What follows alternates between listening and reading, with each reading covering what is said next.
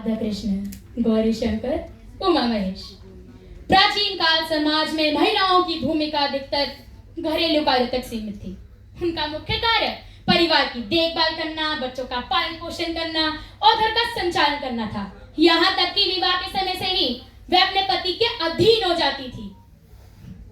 और फिर आया मध्यकाल। मध्यकाल स्त्रियों के लिए सबसे अंधकारमय युग माना गया, जिससे महिलाओं की स्थिति और भी दयनीय हो गई। इस समय सती प्रथा, बाल विवाह और पर्दा प्रथा जैसी कुरीतियों ने महिला के जीवन को कठिन बना दिया। उनके अधिकार छीन लिए गए और उनको केवल घर की चार दीवारी तक सीमित कर दिया गया। शिक्षा का अधिकार भी उनसे छीन लिया गया। पर कहते हैं ना, समय तो हमें बदलना सिखाता है, रुकना नहीं। समय के साथ साथ हर पहलू, हर लम्हा, हर हालात तक बदल जाते और आधुनिक काल में भी हालात बदले। कुछ समाज सुधारकों ने, जैसे राजा राम मोहन राय जी ने सती प्रथा के खिलाफ आवाज उठाई। सावित्रीबाई फुले जी ने महिलाओं की शिक्षा के लिए कार्य किया और डॉक्टर भीमराव अंबेडकर जी ने महिलाओं के अधिकारों के लिए संविधान में कई प्रावधान किए। और यही कारण था कि वर्तमान भारत में महिला अबला जीवन है। तुम्हारी यही कहानी वाली अवधारणा को गलत सिद्ध करते हुए आज की नारी समाज को नई दिशा देने में जुट गई है।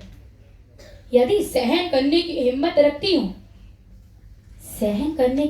रखती हूँ तो तबाह करने का हौसला भी रखती हूँ। अब नारी चार दीवारी से मुक्त होकर विज्ञान, तकनीक, उद्योग, न्याय, अंतरिक्ष के अनुसंधान और शिक्षा के क्षेत्र में अपनी भूमिका निभा रही है और उन्हीं के बलबूते पर हमारा भारतीय समाज खड़ा है। आज आईपीएस अधिकारी किरण बेदी, अंतरिक्ष यात्री कल्पना चावला, सुनीता विलियम्स, अग्नि मिसाइल की प्रोजेक्ट डायरेक्टर टेसी थॉमस और उन्हीं के तरह अनेक नारियां समाज को नई दिशा देने में जुट गई है। इतिहास साक्षी है। सिंधु घाटी की सभ्यता हो या पुरानी कथाएं, हर जगह नारी को श्रेष्ठ कहा गया है।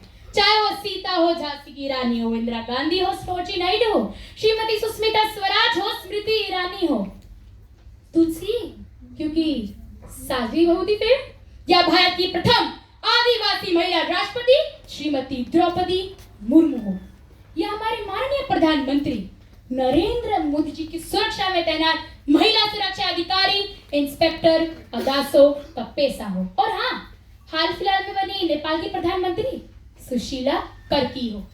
नारी प्रीत में बनी राधा, गृहस्थी में बनी जानकी, काली बन के शीश काटे जब बात आए सम्मान की। अप्रैल 2025 में भारत के सम्मान को पाकिस्तान ने ठेस पहुंचाई। जिस तरह अपने सिंदूर के लिए सावित्री यमराज से लड़ी, ठीक वैसे ही कर्नल सोफिया कुरैशी और wing commander Vyomika Singh operation Sindoor बनकर पाकिस्तान से लड़ी और हमारी भारत मां की आन बान और शान का सम्मान किया।